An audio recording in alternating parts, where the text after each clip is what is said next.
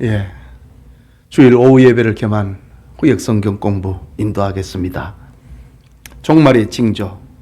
제가 5편, 6편을 설교를 준비하고 있는데 첫 번째입니다. 적그리스도의 출현이라고 하는 마태복음 24장 1절에서 5절을 본문으로 합니다. 지난주 설교문 속에서 11개 질문을 이렇게 주보에 실었습니다. 순서대로 문제를 풀도록 하겠습니다. 첫 번째 질문입니다. 성경의 종말장이라 불리는 곳은 무엇인가요? 성경의 종말장, 종말 시대에 되어질 일을 예수님께서 직접 말씀하고 계신 그것을 모아진 것이 어디냐? 마태복음 24장입니다.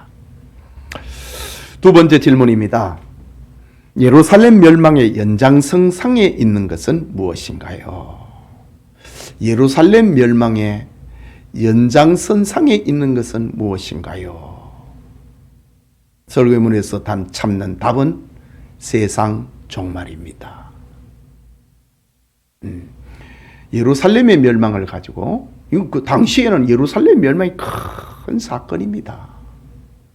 그런데 예수님은 그것과 이 세상 종말을 분리하지 않고 똑같은 일이 일어날 것이다. 예수님께서는 자주 이렇게 표현하셨습니다. 인자의 임함이, 예수님의 재림, 세상의 종말을 말하고 있습니다. 인자의 임함은 노아의 때와 같고 롯의 때와도 같다. 노아 때에 되어진 이 일들을 보면서 이 세상 종말도 그럴 것이다. 롯의 때와 같다 이거죠. 하늘에서 유황불이 떨어져 가지고 성을 다 태우고 사람들을 다 죽인 것처럼 이 세상의 종말도 그러할 것이다.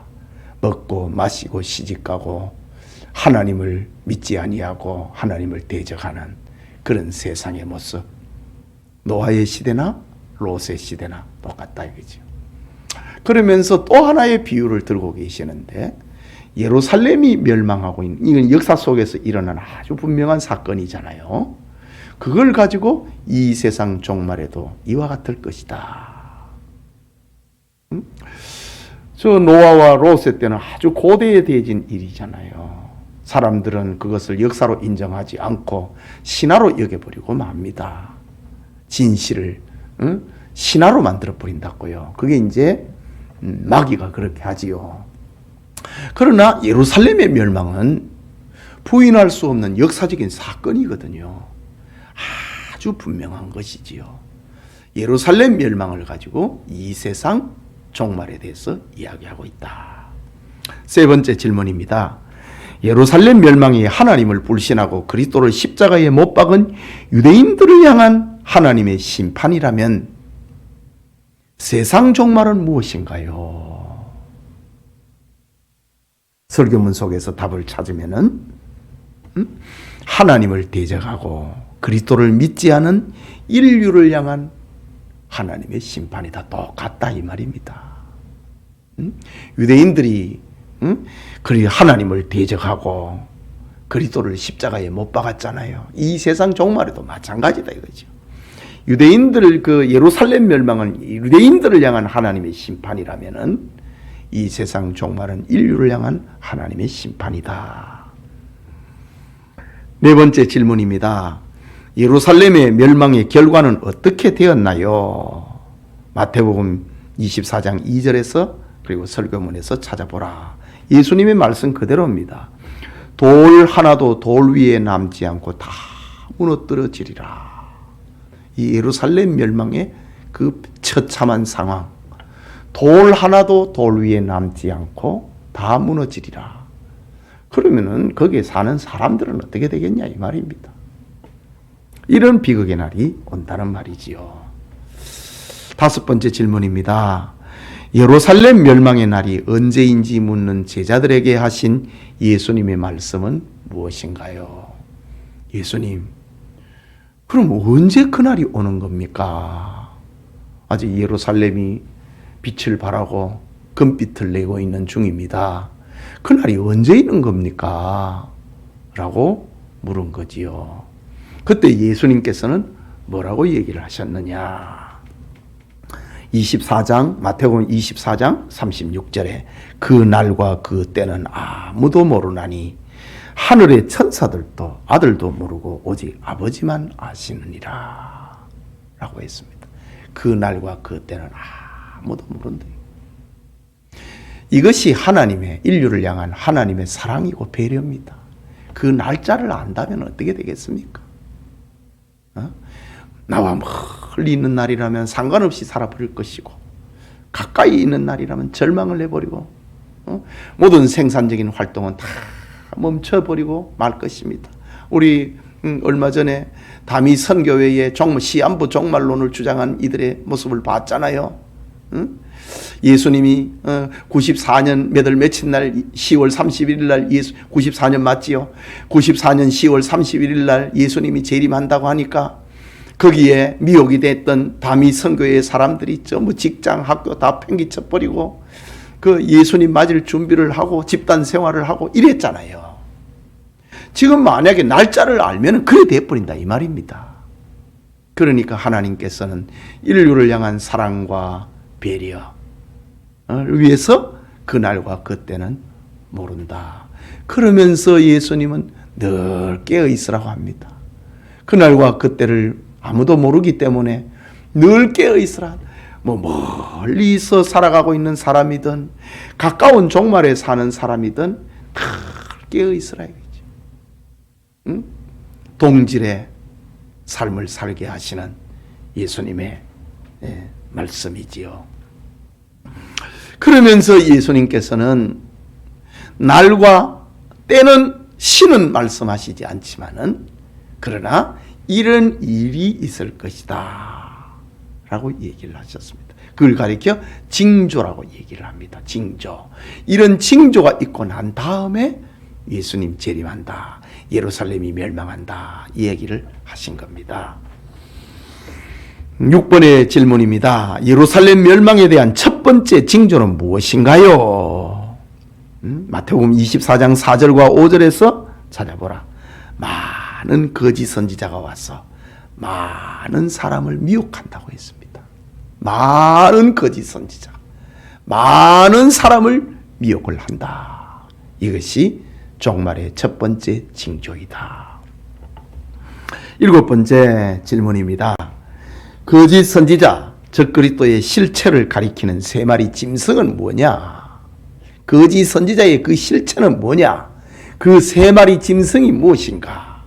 라는 질문입니다. 하나는 큰 붉은 용이고, 두 번째는 바다에서 올라오는 짐승이고, 땅에서 올라오는 짐승입니다. 앞으로 우리 공부를 하겠지만은 큰 붉은 용은 사탄의 본체를 말하는 겁니다.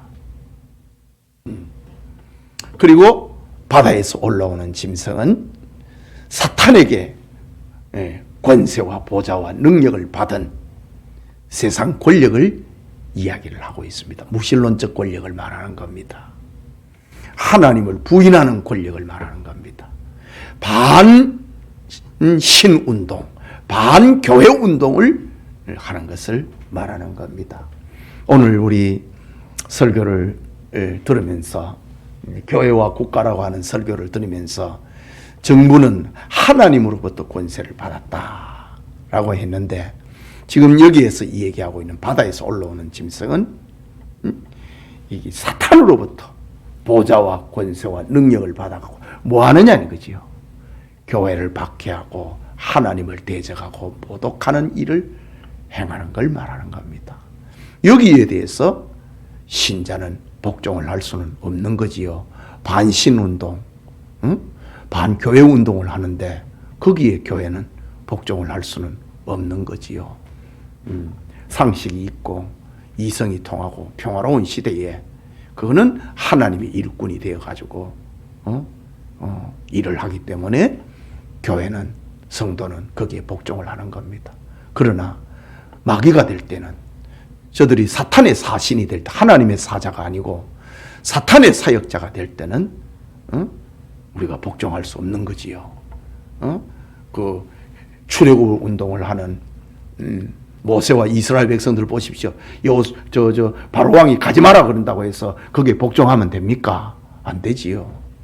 아수르가, 그리고 바벨론이, 페르시아가, 헬라가, 로마가 이렇게 바다에서 올라오는 짐승이라 이거지요. 사탄으로부터 권세를 받은 자들을 말하는 겁니다. 그리고 땅에서 올라오는 짐승은 양의 옷을 입고 짐승의 말을 하는 거짓 선지자를 말하고 있는 겁니다. 자, 8번째 질문입니다. 예루살렘 멸망 때에 산으로 도망하라는 예수님의 말씀을 마음에 두지 않고 군중들이 예루살렘 성 안으로 몰려든 이유는 무엇인가요? 예수님께서 예루살렘의 멸망의 날이 다가오면 산으로 도망을 치라고 했는데, 그러나 군중들은 예루살렘으로 몰려들었다 이거죠. 성 안으로 몰려들었다. 성전이 있는 곳으로 몰려들었다. 그 이유가 뭐냐? 예수님의 말씀을 마음에 두지 않고 멸망을 한 이유가 뭐냐? 그것은 예루살렘은 무너지지 않는다고 하는 거짓 선지자들의 미혹 때문입니다. 그러니까 거짓 선지자들의 말을 들으면은 망하는 거예요. 죽는 거예요. 지옥 가는 거예요. 9번째 질문입니다. 돌 하나도 돌 위에 남지 않는 예루살렘 멸망의 상황은 무엇인가요? 아까 말씀드린 것처럼 110만 명이 죽고 9만 7천 명이 로마의 포로로 끌려가게 되는 겁니다.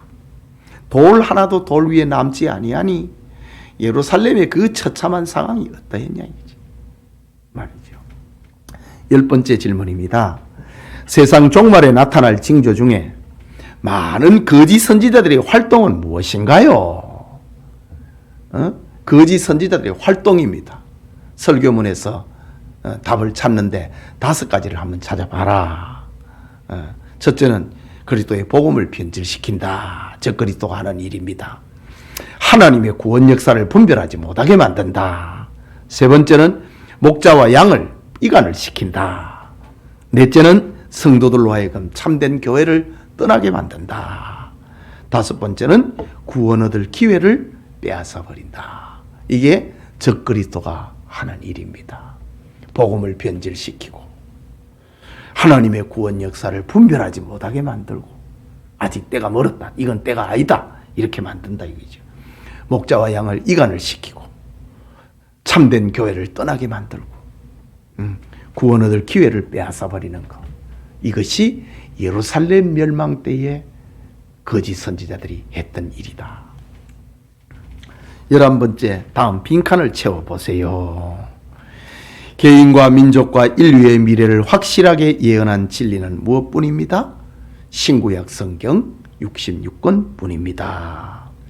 그리스도인들은 종말의 징조가 파도처럼 몰려와도 두려워하지 말아야 합니다. 생명의 길인 무엇을 붙잡고 믿고 의지해야 됩니다? 생명의 길인 성경을 붙잡고 믿고 의지해야 됩니다. 하나님은 무엇에 약속된 구원을 이루시는 분이기 때문입니다. 성경에 약속된 구원을 이루시는 분이기 때문입니다. 그러니까 이 종말 시대에 신구약 성경 66권을 꼭 붙잡고 믿고 읽고 암송하면서 살아야 이 종말의 시대를 이길 수가 있다. 세상을 이길 수 있다. 이 축복 있기를 축복합니다. 기도합시다. 하나님 아버지, 은혜를 감사합니다. 오늘 이렇게 하나님께서 주일 예배를 마치고 오후 예배를 위하여서 구역 공부하게 되니 감사합니다. 지난주에 받은 말씀 되새김질을 하면서 우리 성도들이 믿고 따르고 추구해야 할 것이 무엇인가를 생각을 하는 그런 우리 성도들이 다 되도록 축복해 주옵소서. 한 주간을 복되게 하시고 전염병에서 보호하여 주옵소서. 예수님 이름으로 기도합니다. 아멘.